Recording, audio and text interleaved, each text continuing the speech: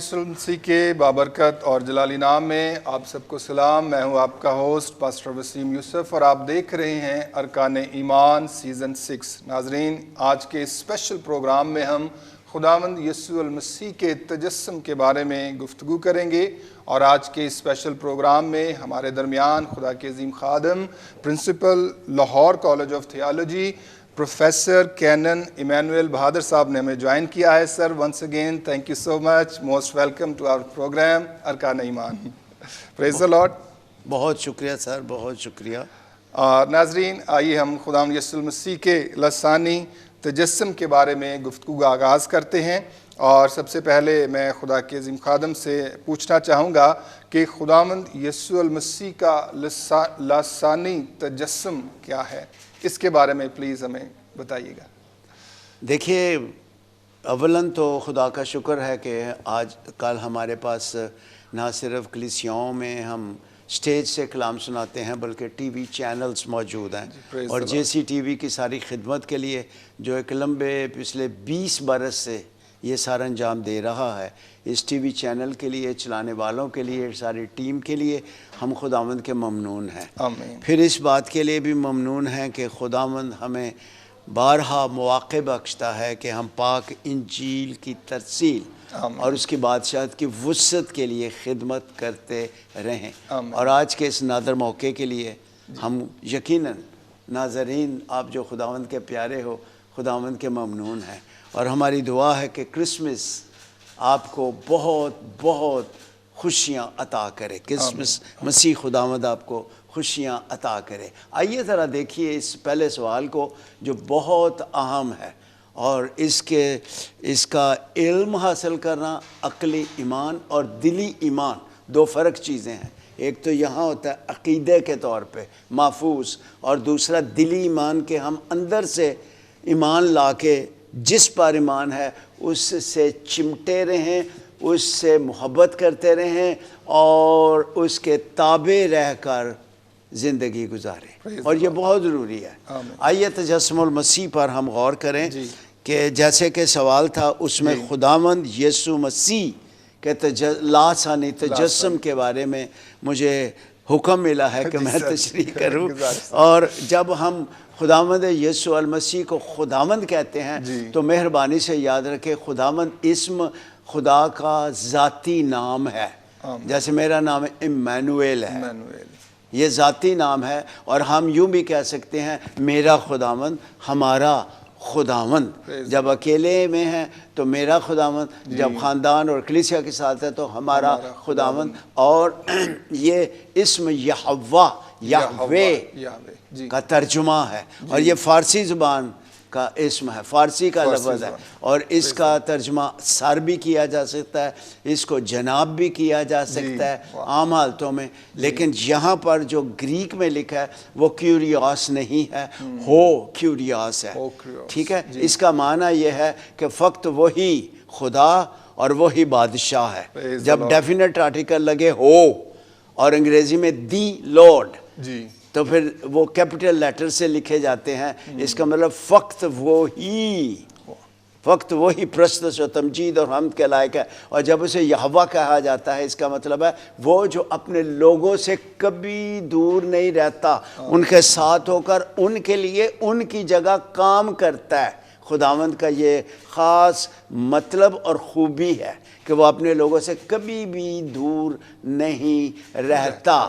پھر جب اسے خداوند کہا جاتا ہے تو اس کا مطلب وہ عزت کے لائق ہے. اس کا مطلب وہ آقا ہے، ہم بندے بندیاں ہیں. اس کا مطلب وہ مالک ہے، تم قیمت سے خریدے گئے ہو، آدمیوں کے غلام نہ بنو.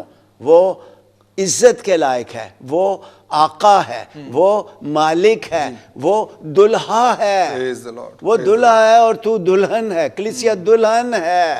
اور پھر وہ بادشاہوں کا بادشاہ ہے. یہ خداوند کے مطلب ہیں سارے جو میں نے بیان کرنے کی کوشش کی ہے. پھر جب اسے یسوع کہا جاتا ہے تو عہد عتیق پرانے عہد نامہ میں وہ مددگار ہے، دی ہیلپر، فقط وہی مددگار ہے. دانیل کے ساتھی جب آگ کی بھٹی میں ڈالے گئے تھے تو کس نے ان کو آگ کی جلتی بھٹی سے نکالا تھا؟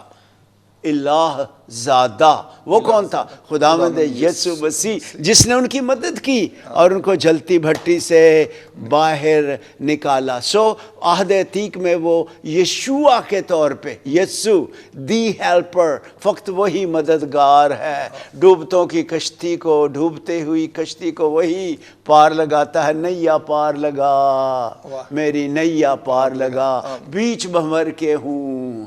جب کشتی میں پانی آ گیا تھا تو چلا رہے تھے شاگرد، خداوند نے طوفان کو روک دیا۔ دی ہیلپر، طوفانوں سے بچانے والا۔ جی، اور پھر جب اسے یسوع کے طور پہ ہم دیکھتے ہیں عہد عتیق میں، تو وہ نجات ہے۔ زکائی کے گھر میں جا کے یسوع نے کہا، جب اس نے کہا میں اپنا آدھا مال غریبوں کو دیتا ہوں، اس نے کہا آج اس گھر میں نجات دہندہ آیا ہے؟ جی نہیں، نجات آئی ہے۔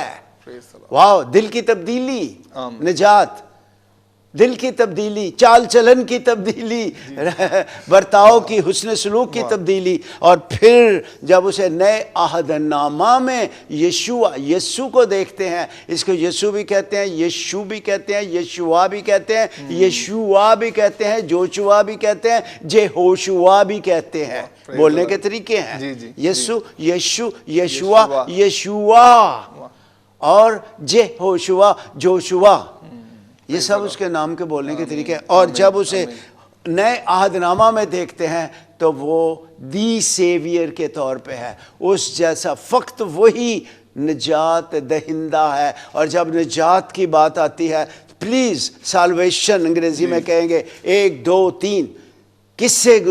گناہ سے، سن اور سیٹن اور سکنس، میں نے 3 ایس کہے ہیں، سن، سیٹن، سکنس سے وہ نجات عطا کرتا ہے، اور آسمانی باپ کے قہر سے وہی نجات دیتا ہے، ابدی موت سے، ابدی جدائی سے وہی چھٹکارا عطا کرتا ہے۔ کون؟ مسیح کو جب یسوع تو کرتا ہے، وہ نجات دہندہ ہے۔ سو وہ مددگار ہے، وہ نجات ہے، وہ نجات دہندہ ہے۔ اور جب تو اس کو مسیح کہتا ہے تو پھر اس کے 3 عہدے ہیں، 3 ذمہ داریاں ہیں۔ پہلی، نبیوں سے بڑا ہے۔ اولڈ ٹیسٹمنٹ میں جتنے انبیاء کرام ہیں وہ سب سے بڑا ہے۔ اور موسوی شریعت کی کس نے تکمیل کی؟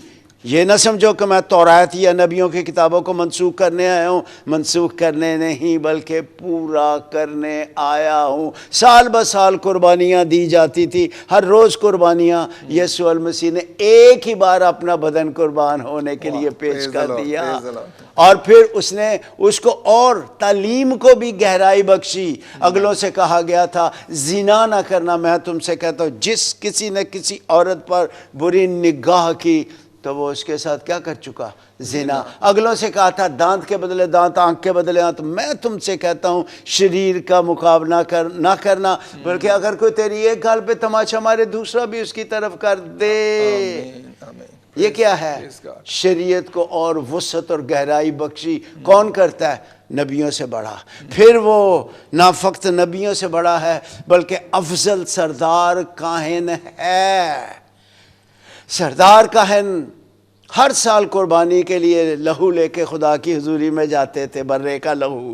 یسوع خود برا اور خود افضل سردار کاہن، خود قربانی لے کے گیا۔ یوں وہ ایک ہی بار اس نے قربانی چڑھا کر ساری دنیا کے سارے گناہوں کا کفارہ ادا کر دیا ہے۔ ہاللیلویہ۔ اس لیے وہ کون ہے؟ وہ سردار کاہنوں سے افضل ہے۔ اور مسیح کو جب مسیح کہا جاتا ہے، اس کا مطلب وہ بادشاہوں کا بادشاہ ہے۔ آسمان اور زمین کا کل اختیار جی اٹھنے کے بعد اس نے شاگردوں سے کہا مجھے دیا گیا ہے۔ مقدس یوحنا کی انجیل میں کئی جگہ پر لکھا ہے سارا اختیار باپ نے مجھے دے دیا ہے۔ مقدس متی 11ویں باب، مقدس لوکا 10ویں باب میں بھی جب یسوع نے یہ جان لیا کہ باپ نے سب کچھ میرے ہاتھ میں سونپ دیا ہے، all authority is given unto me، وہ مسیح ہے جو نبیوں سے بڑا اور بادشاہوں کا بادشاہ اور سردار کاہنوں سے بھی افضل ہے۔ اب اس کے لاسانی تجسم کی بات کرتے ہیں تو پھر لاسانی کا مطلب کیا ہے؟ لاسانی کا مطلب ہے کہ جس کا کوئی مقابلہ نہ کر سکے، جو بے مثل ہے، جو بے مثال ہے، جو لاجواب ہے۔ یہ بے مثل کے معنی ہیں، وہ بے مثال ہے، بے مثل ہے، لا جواب ہے، بے مثل ہے۔ اور پھر ہم جب اس کے تجسم کا بیان کرتے ہیں تو پھر ابتدائی بزرگ اسے کیسے بیان کرتے تھے؟ بزرگ کہتے ہیں عمر سیدھا کو نہیں، عظیم شخص کو بزرگ، یہ پہلا مطلب ہے ادبی طور پہ، لیکن اور اسے استعمال بھی کرتے ہیں، لیکن بزرگ کا کیا مطلب ہے؟ جو ربیوں سے بڑا استاد، جی، جو ربیوں سے بڑا استاد ہے، اسے یہودیت میں اور بائبل مقدس میں بزرگ کہتے ہیں۔ اور بزرگ پہلے جو تھے زمانوں کے، وہ مسیح کے تجسم کو کیا کہتے تھے؟ وہ یہ کہتے تھے the in meaning of the saviour. In meaning کا کیا مطلب ہے؟ وہ اس نے بدن اختیار کیا۔ این کہتے ہیں میں کو، جیسے ہم مسیح میں، جی، این میننگ، اس نے بدن آدمی بن گیا، این میننگ آف کرائسٹ، اس کو آف دا سیویئر، نجات دہندہ کا بشر بن جانا۔ پھر دوسرا اس کو کہا جاتا تھا کہ اس کے ساتھ ہی وہ نہ صرف این میننگ کو استعمال کرتے تھے بلکہ انفلیشمنٹ، فلیشمنٹ، اس کا مطلب کیا ہے؟ اس نے جسم اختیار کیا، وہ جسم اختیار کیا اور وہ بشر بن گیا۔ یہ تجسم کی خاص بات ہے کہ جب وہ تجسم اختیار کیا ہے تو جیسے آپ کا بدن میرا بدن ایسا بدن، جیسا آپ کا ذہن میرا ذہن ایسا بدن، جیسے آپ کی سائیکالوجی میری سائیکالوجی حکمت اور قد و قامت میں بڑھتا گیا۔ آگے چل کے اور شاید مزید اس کی تشریح کرنی پڑے، لیکن تجسم کی جب وہ بات ہے تو پھر ہمیں تھوڑی دیر کے لیے تھوڑا سا ٹچ مقدس یوحنا پہلے باب کی پہلی آیت سے اگر ہم لیتے ہیں تو وہ اس میں یہ ہے کہ وہ جس نے جسم اختیار کیا وہ خدا کا کلام تھا۔ اس کا مطلب کیا ہے؟ جس نے تجسم اختیار کیا ہے، جی، جس نے جسم اختیار کیا، اس کا مطلب کیا ہے؟ اس میں پہلی بات یہ پائی جاتی ہے کہ وہ ازل سے ہے، اس کا کوئی شروع نہیں، ہی از پری ہسٹری، دن اور رات کے وجود سے پہلے سے وہ ازل سے ہے۔ اور دوسری بات اس میں یہ ہے کہ اس کی اولیت کا وہ حامل ہے، ہی از دا فرسٹ، پہلوٹا، سب چیزوں کے پیدا ہونے سے پہلے وہ باپ کا پہلوٹا بیٹا ہے، he is the first begotten son of God the father, پہلوٹا بیٹا ہے۔ اس لیے یہاں جب ہم یہ کہتے ہیں کہ تجسم کا مطلب تو وہ جو ابتدا سے ہے، وہ جو ابتدا سے تھا، وہ ابتدا سے جو تھا وہ خدا تھا۔ اب مقدس یوحنا اس سچائی کو جب بیان کرتا ہے کہ وہ مجسم ہوا، پہلا باب 14ویں آیت، تو یہاں پر مہربانی سے یاد رکھیں کہ جیسے ہم کہتے ہیں مقدس تثلیث، اس میں 3 اقانیم ہے، اقنوم کی جمع اقانیم ہے، اس کا مطلب ہے پرسن۔ جیسے میری ذات کے اندر میں اپنے ابا جی کا بیٹا، ایز بیٹے کے طور پہ میں الگ پرسن ہوں، اور پھر میری شادی ہے، پھر میں شوہر ہوں، میں الگ پرسن ہوں شوہر کے طور پہ، میری پرسنالٹی فرق ہے۔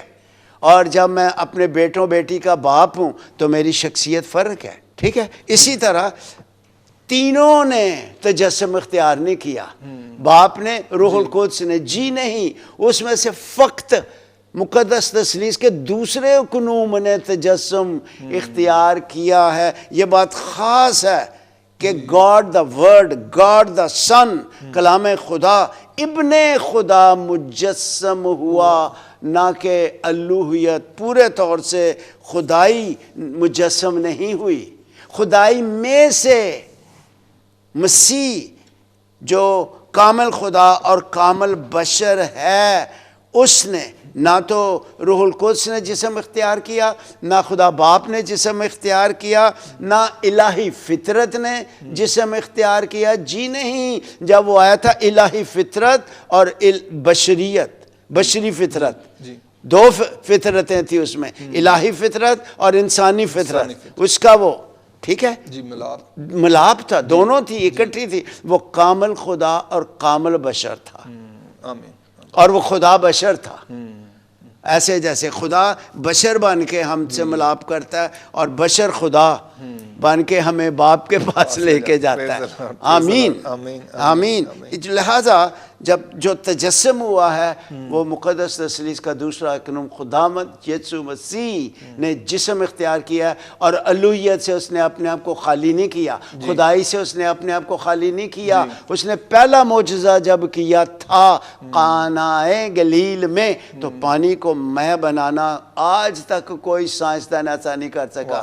H2O، پانی کے کانٹینٹ دو ہیں، H2O یا HOH، کوئی مائی کا لال یہ کام نہیں کر سکتا، اور کلام مقدس میں نے کہا یہ پہلا معجزہ، سیمیون گریک میں نشان، یہ جیسے آپ سڑک پہ جاتے ہو تو آگے کیا آ جاتے ہیں؟ ٹریفک سگنل، تو معجزہ ایک سگنل تھا، معجزہ ایک نشان تھا کہ الوہیت میں میں اترا ہوا ہوں، میں بشر نظر آتا ہوں لیکن الوہیت بھی، خدائی بھی مجھ میں ہے، پورے طور سے خدائی اور پورے طور سے بشریت۔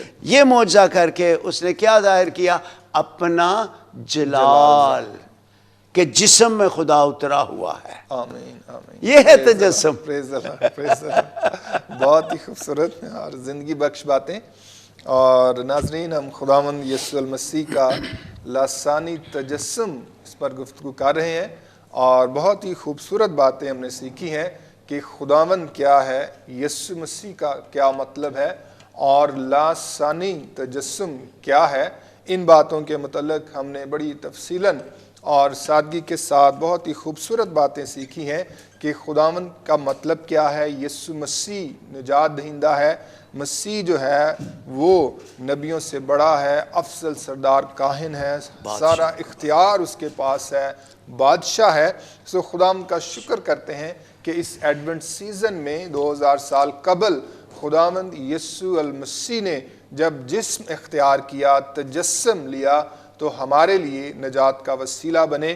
اور آج بھی جب دنیا میں نا امیدی ہے، افراتفری ہے، پولیٹیکل انسٹیبلٹیز ہیں، قومیں دوسری قوموں پر چڑھائی کر رہی ہیں، اور بہت سے دنیا میں مسائل ہم دیکھتے ہیں، لیکن جب بھی ایڈونٹ سیزن آتا ہے، دیر از ہوپ، امید آتی ہے، اور ہمارے لیے ایک امید پیدا ہوتی ہے کہ خداوند یسوع مسیح کے پاس ان ساری چیزوں کا جواب ہے، اور وہ ہماری زندگیوں کو بدل سکتا ہے اگرچہ حالات کیسے بھی ہوں۔ پریز دی لارڈ۔ آگے بڑھتے ہوئے ہم خدا کے عظیم خادم سے پوچھنا چاہیں گے کہ مقدس یوحنا کی پاک انجیل کے پہلے باب کی پہلی 3 آیات کی وضاحت فرمائیں کہ ان میں خداوند یسوع مسیح کے تجسم کے بارے میں کیا درج ہے۔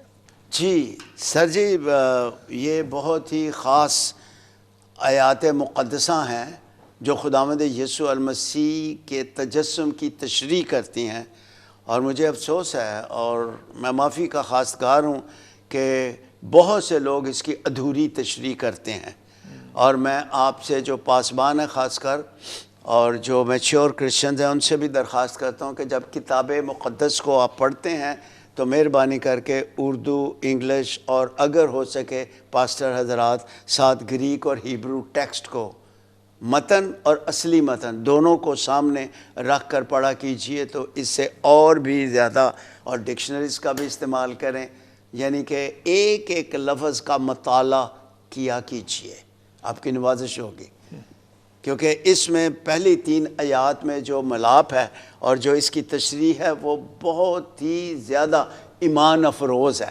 ارکان ایمان ہمارا خاص پروگرام ہے، تو اس میں عقلی ایمان اور دلی ایمان میں نے شروع میں بھی عرض کیا ہے، دونوں کا اکٹھے چلنا بہت ضرورت ہے۔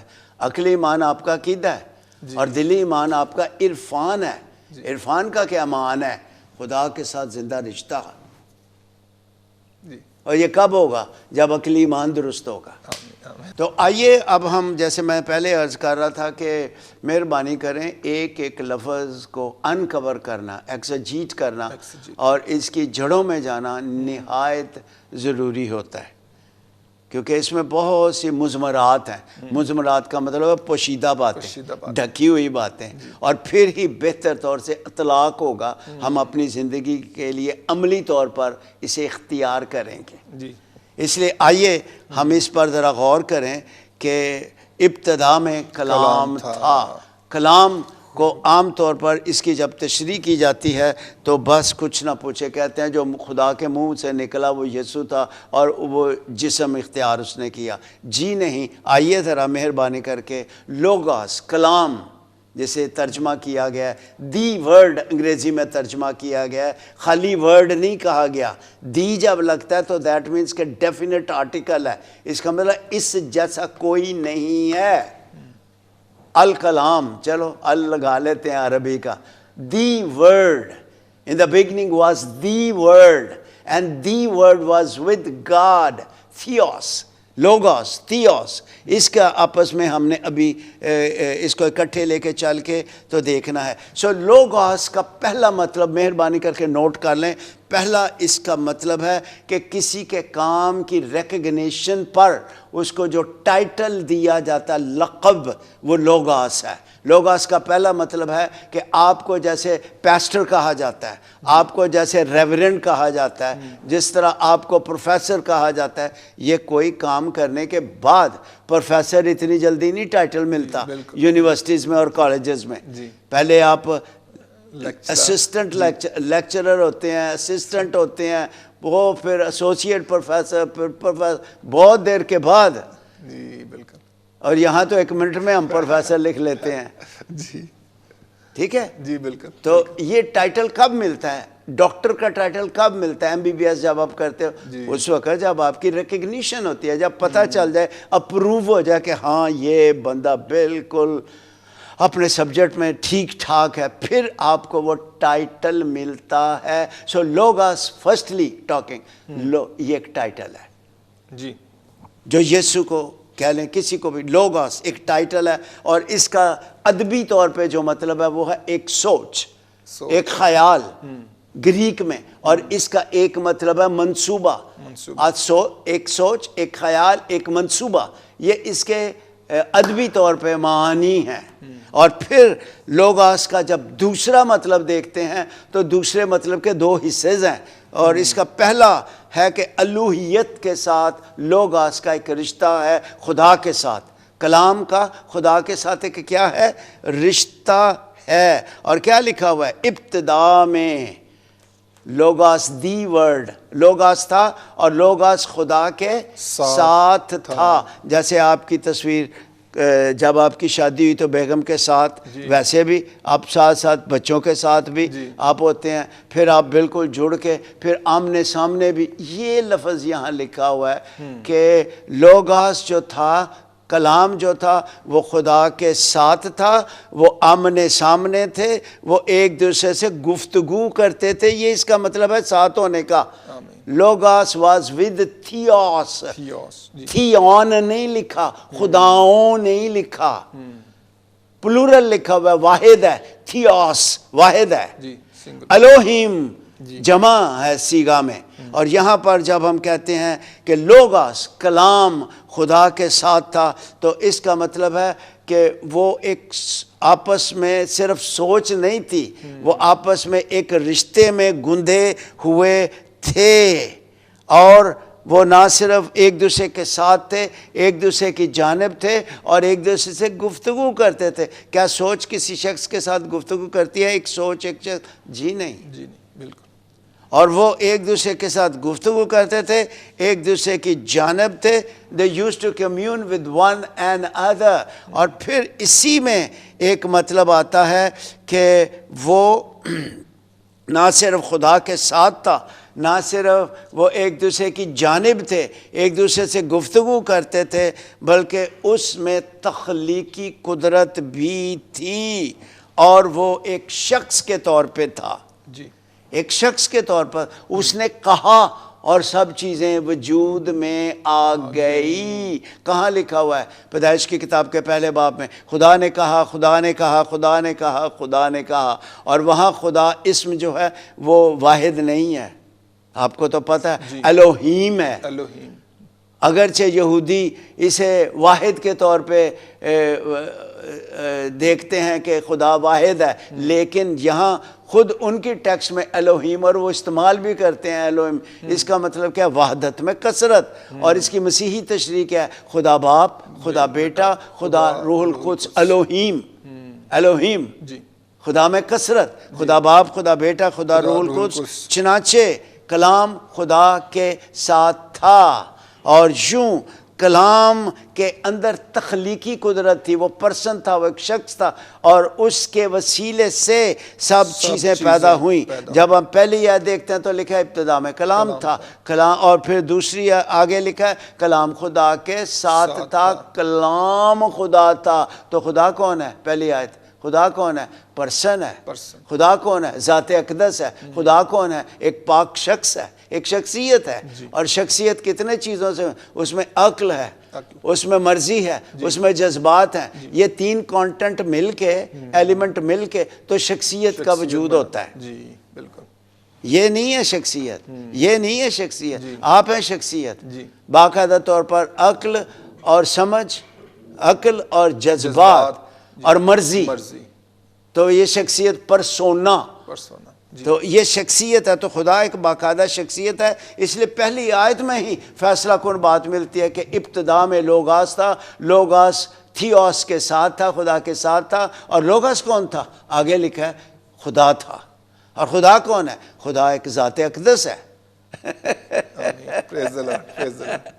خدا، کلام خدا تھا، لوگاس خدا تھا. صرف کلمہ جو منہ سے نکلتا ہے اس کی بات نہیں ہے، وہ تو تقریر ہے. اور یہاں پر پھر اسی بات کو دہرایا گیا آیت نمبر 2 میں، یہی ابتدا میں خدا کے ساتھ تھا. کون؟ لوگاس. کس قدر ان کا گہرا رشتہ اور گہرا تعلق تھا. اور پھر تیسری آیت کریمہ میں لکھا ہے سب چیزیں اس کے، کس کے؟ لوگاس کے وسیلے. سب چیزیں اس کے وسیلے، جو دوسرا اکنوم ہے، پیدا ہوئی. اور جو کچھ پیدا ہوا اس میں سے کوئی چیز بھی اس کے وسیلے سے پیدا نہیں ہوئی، اس کے بغیر پیدا نہیں ہوئی. اس کے بغیر، اس کے بغیر کوئی چیز پیدا نہیں. اس کے وسیلے سے ساری چیزیں پیدا. اور وہ کہتا تھا. کہتا کون ہے؟ شخص، شخصیت. وہ کہتا تھا اور سب کچھ. اس نے کہا اے لازر قبر میں سے نکلا. اس نے کہا پانی کو مٹکوں سے پانی کو نکال کر میرے مجلس کے پاس لے جاؤ، اور جاتے جاتے پانی میں بدل گیا. اسی طرح قبر سے لازر نکل آیا. 12 سال سے بیمار خاتون شفا پا گئی اسی گھڑی. اور 38 برس کا بیمار مفلوج. میں تجھ سے کہتا ہوں اٹھ اور اپنی چارپائی اٹھا کر چل پھر. اس نے کہا اور فالج ختم. اس نے کہا اور فالج ختم. اس نے کہا اور مردہ باہر آ گیا. اس نے کہا اور پانی میں بدل گیا. اس کے کہنے میں قدرت ہے. کہتا کون ہے؟ شخص ہے جو کہتا ہے. اس لیے سب چیزیں اس کے کہنے سے وجود میں آئی ہیں. ٹھیک ہے جی. اس میں اس میں تخلیقی قدرت ہے. جی بہت ہی خوبصورت اور زندگی بخش باتیں. اور ہم مقدس یوحنا کی پاک انجیل میں سے سیکھ رہے ہیں کہ خداوند یسوع مسیح کا تجسم کیا ہے، اور پھر کلام کیا ہے. لوگوس جو کہ تھیوس کے ساتھ تھا، یعنی خدا کے ساتھ تھا. اور آج لوگوس اور تھیوس تھا اور آج ہمارے ساتھ بھی ہے اور ہمیشہ تک رہے گا. پریز دی لارڈ. جی ناظرین، آگے بڑھتے ہوئے ہم سیکھیں گے کہ عہد عتیق میں خداوند یسوع المسیح کے بارے میں کون کون سی نبوتیں کی گئیں، یعنی ان کے تجسم کے بارے میں کون کون سی نبوتیں کی گئیں. اور ان نبوتوں میں سے جو ایک نبوت یسایہ 7 باب اور اس کی 14 آیت ہے، اس پر ہم دیکھیں گے، گفتگو کریں گے.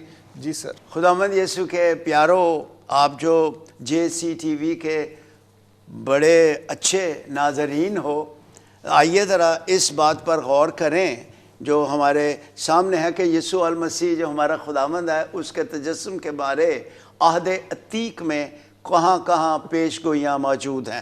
سب سے پہلے خود خدا نے خداوند یسوع کے تجسم کے بارے میں پیش گوئی کی، اور پیدائش کی کتاب کے 3 باب کو جب ہم پڑھتے ہیں تو وہاں پر 3 باب میں 15ویں آیت میں خود خداوند نے فرمایا ایک طرف آدم اور حوا ادم ہوئے تھے اور دوسری طرف ابلیس سانپ بن کے آیا ہوا تھا، اور زندہ خدا نے خود پاک انجیل سنائی اور کہا اور میں تیرے اور عورت کے درمیان اور تیری نسل اور عورت کی نسل کے درمیان عداوت ڈالوں گا، وہ تیرے سر کو کچلے گا اور تو اس کی ایڑی پر کاٹے گا۔ اس سے اور زیادہ بڑی پیش گوئی کوئی نہیں ہے جو یہاں پر سب سے پہلے بیان کی گئی کہ وہ تیرے سر کو، سر یہاں تک ہوتا ہے تیری سوچنے کی طاقت، تیری دیکھنے کی طاقت، تیری سننے کی طاقت، تیرے بولنے کی طاقت۔ زندہ خدا کا بیٹا آئے گا اور وہ کچل کر رکھ دے گا۔ کلوسیوں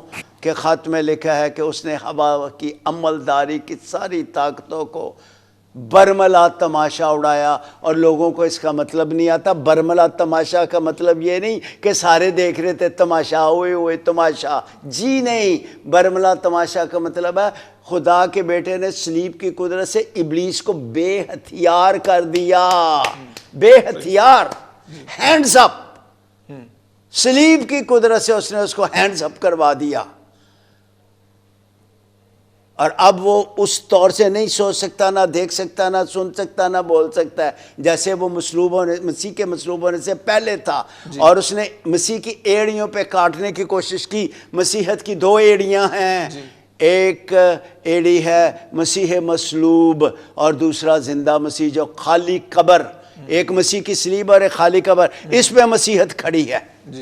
ساری مسیحیت کا اس پہ دار و مدار ہے۔ دونوں پہ اس نے کاٹنے کی کوشش کی۔ پلاطوس کے وسیلے سے اس نے کوشش کی کہ یہ مصلوب نہ ہو، پھر اس نے قبر پر پتھر بڑا لڑکوا دیا، رکھوا دیا کہ یہ باہر نہ نکلے یا کوئی چرا کے نہ لے جائے۔ جی نہیں، اس نے جان دی اور اس نے کہا سب اے باپ ان کو معاف کر، یہ جانتے نہیں کیا کرتے ہیں۔ اور وہ 3 دن شیطان کو، موت کو، قبر کو لتاڑ کے مردوں میں سے جی اٹھا۔ چنانچہ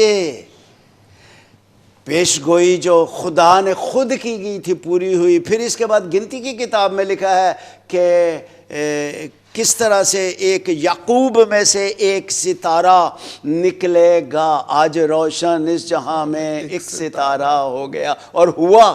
اور مجوسی غیر اقوام کے لوگ تحقیق کر کے کہ بادشاہ پیدا ہوئے، انہوں نے ستارے کو دیکھا، تحقیق کر کے محل تک ہیرودیس کے پاس، اور پھر بعد میں بچے کو انہوں نے سجدہ کیا۔ اس لیے جو کچھ پیش گوئیاں کی گئی تھی یشعیاہ نے 7ویں باب میں دیکھو ایک کنواری حاملہ ہوگی، پھر 9ویں باب میں ہمارے لیے ایک لڑکا تولد ہوا، ہم کو ایک بیٹا بخشا گیا، پھر 11ویں باب میں یسی کے تنے سے ایک قوم پل نکلے گی۔ یہ یسوع مسیح کی طرف اشارہ ہے۔ نٹزر اس میں سے، یعنی یسی کے خاندان سے، داؤد سے آگے یسوع مسیح پیدا ہوا۔ اور پھر خالی یشعیاہ نے یہ نہیں کہا بلکہ یرمیاہ نے بھی کہا، زکریا نے بھی کہا یہی کہ شاخ، صداقت کی شاخ نکلے گی۔ اور یرمیاہ اور جیسے میں نے عرض کیا زکریا کہ بھی کلام پاک میں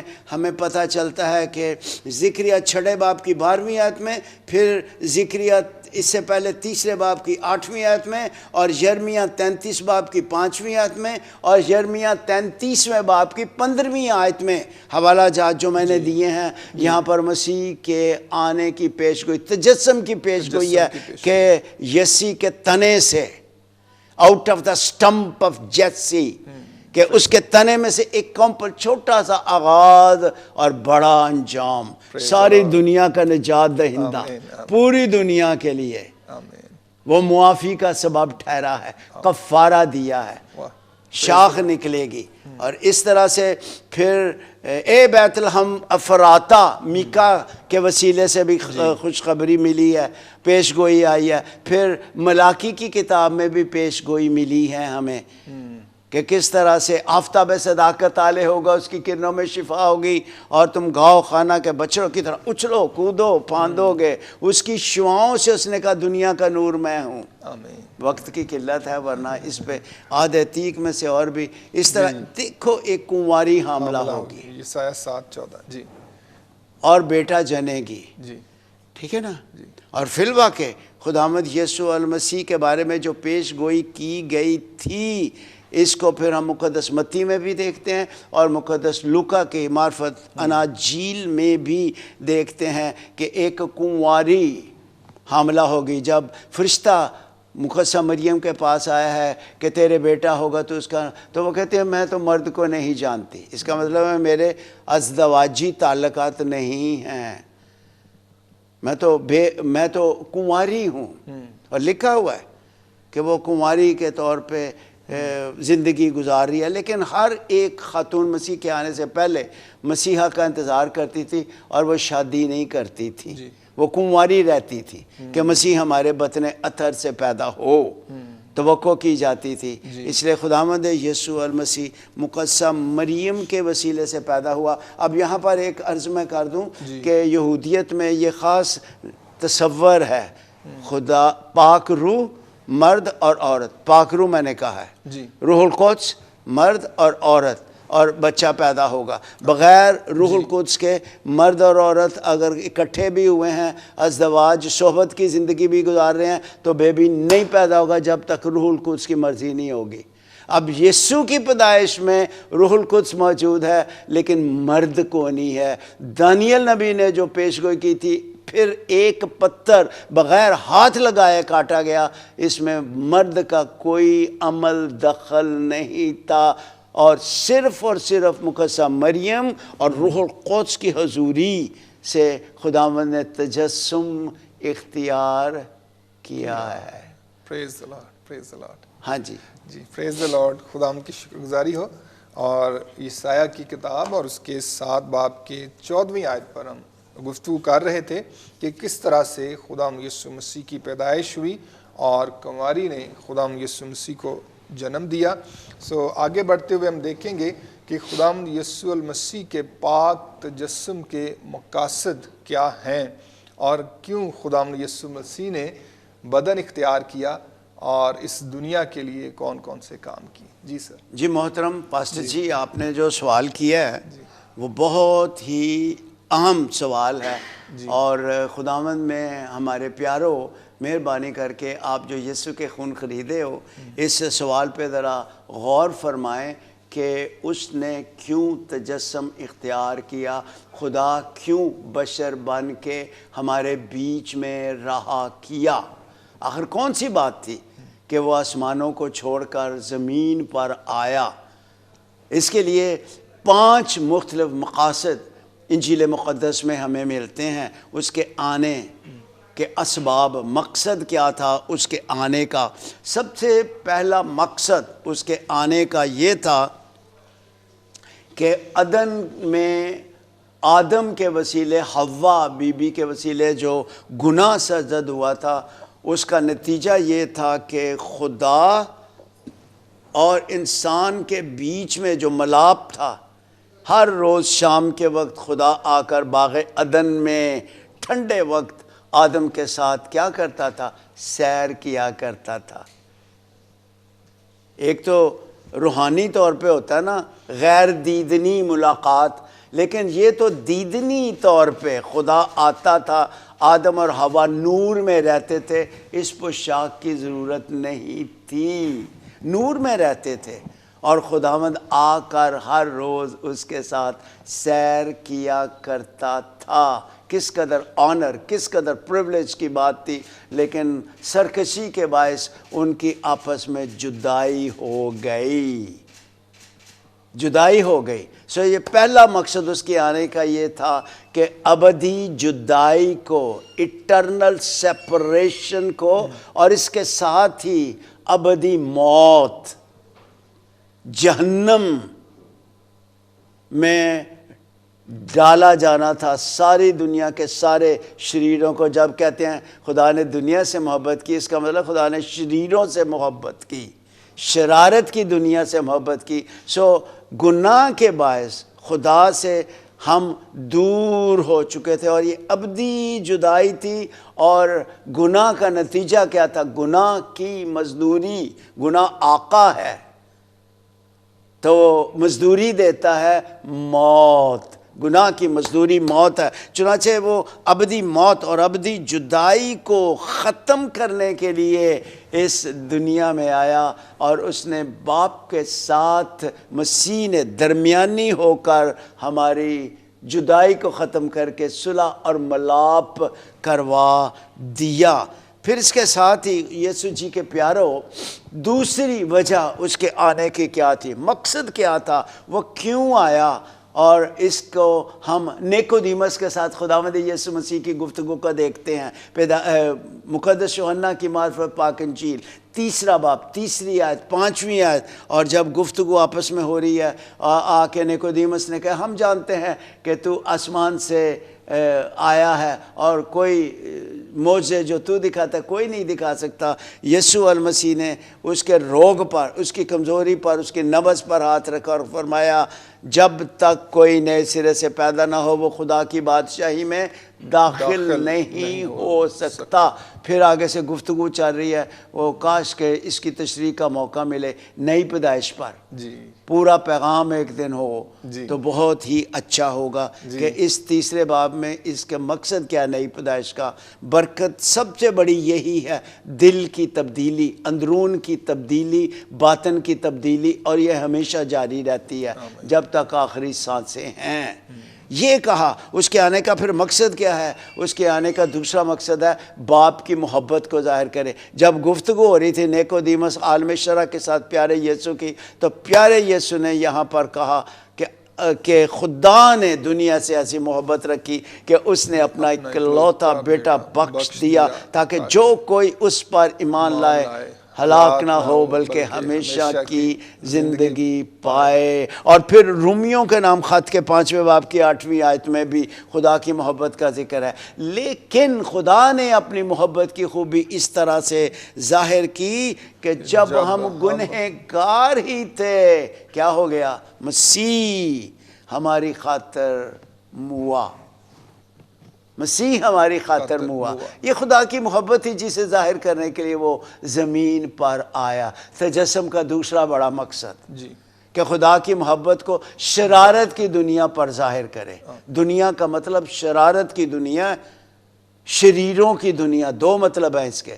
شریروں کی دنیا سے خدا نے محبت کی ہے اور جان دے کے مسیح نے ثابت کیا ہے کہ خدا تم سے پیار کرتا ہے. اے شریروں، شرارت سے باز آ جاؤ. اور بہت ہیں شریر جو چرچ میں بیٹھے ہوئے ہیں. اور دنیا تو ہے شرارت کی دنیا. ایسوں کو توبہ کرنے کی. صرف کرسمس ٹری گھر میں بنا کے تو صرف ڈھول ٹمکے نہیں بجانے. توبہ کی ضرورت ہے. شرارت بدی کو چھوڑنے کی ضرورت ہے. اس لیے وہ آیا تھا. اس کے آنے کا مقصد تھا کہ باپ کی محبت کو اکلوتے بیٹے کے طور پہ ظاہر کرے. تیسری بات اس کے آنے کا مقصد کیا تھا کہ وہ ایک نمونہ بن کر ہمارے درمیان رہے، رول ماڈل بن جائے. اور اس نے مقدس لوکا کی انجیل میں فرمایا میں تمہارے درمیان خدمت کرنے والے کی مانند ہوں. اور کیا اس نے پہلے کیا؟ شاگردوں کے پاؤں دھوئے. اب یہودیت میں اور غیر اقوام میں آقا،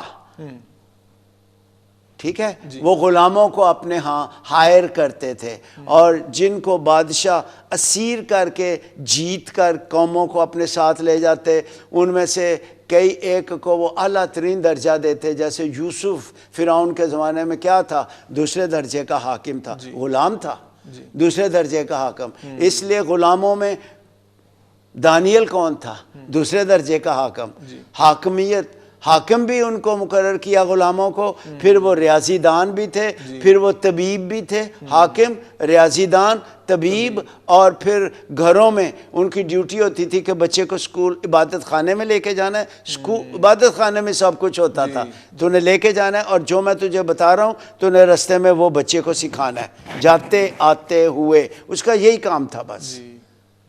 کچھ حاکم تھے، کچھ ریاضی دان تھے، کچھ سائنسدان تھے، کچھ طبیب تھے، ڈاکٹر تھے، کچھ یہ کام کرتے تھے بچوں کو ہدایات سکھانا، اور کچھ کا کام سب سے جو گھٹیا تھا وہ آنے والے مہمانوں کا، گھر والے جب باہر سے آتے تھے پاؤں گرد سے بھرے ہوتے تھے، وہ پاؤں دھوتے تھے۔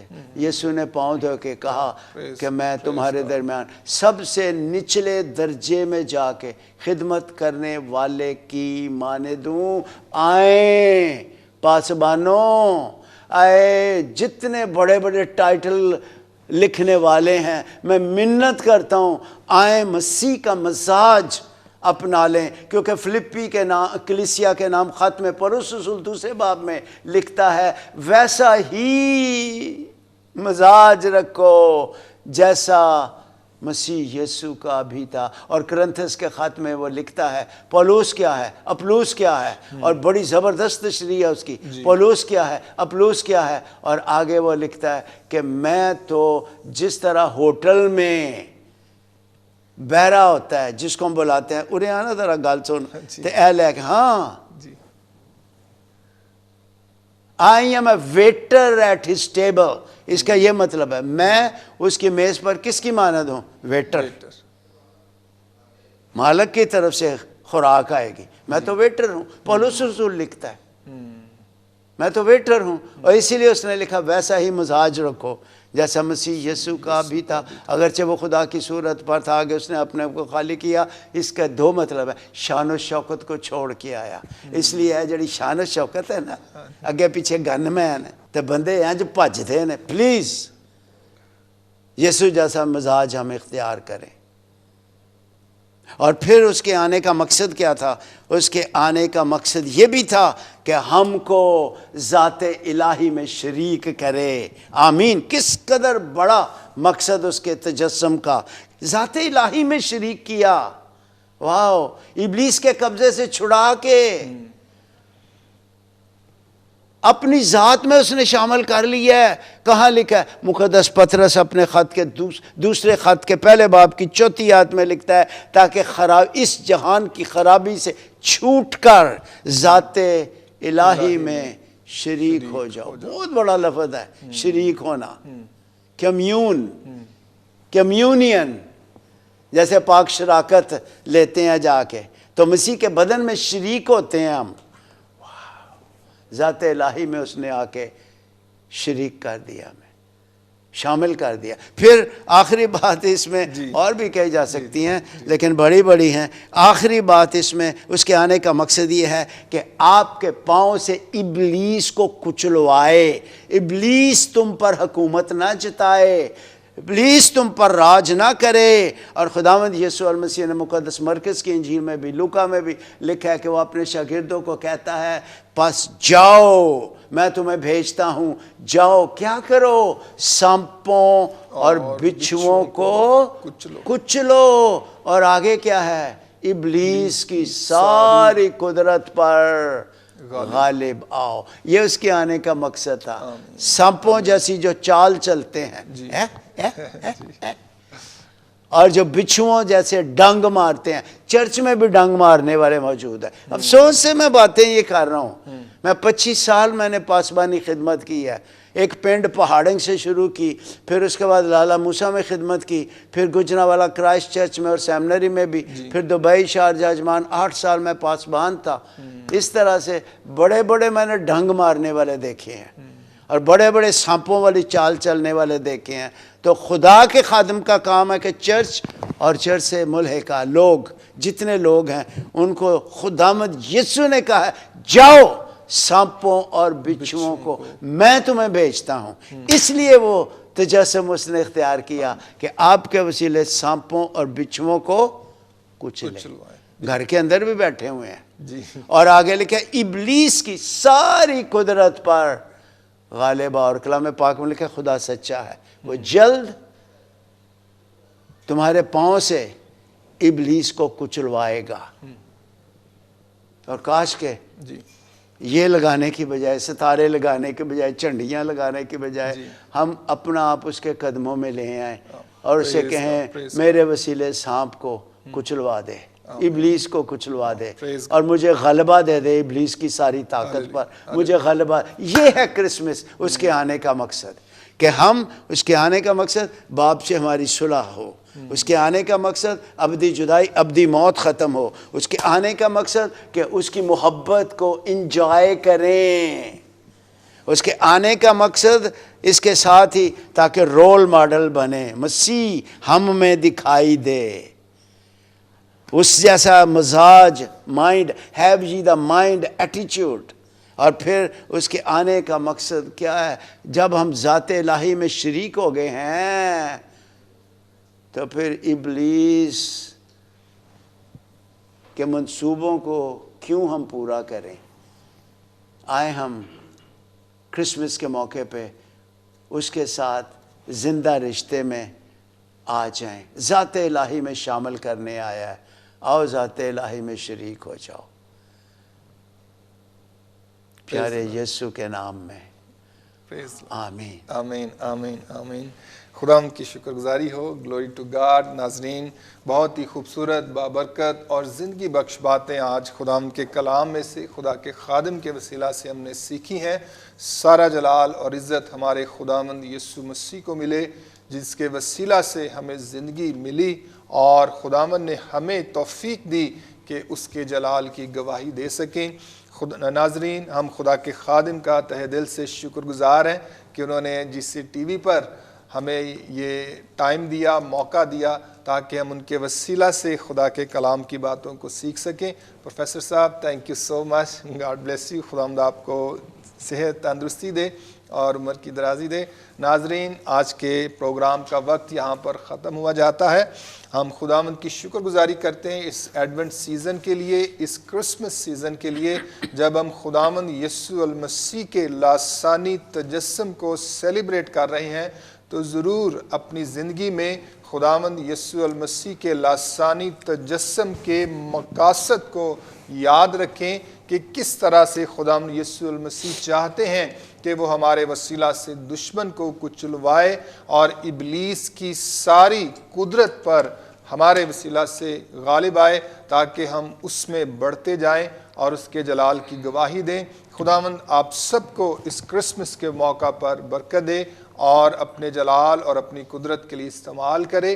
Thank you so much. God bless you all. دیکھتے رہیں ارکان ایمان season 6 only on JCTV. God bless you all. میری کرسمس. ہم سب کی جانب سے، ارکان ایمان کی جانب سے آپ سب کو کرسمس کی ڈھیروں خوشیاں مبارک ہوں. God bless you all.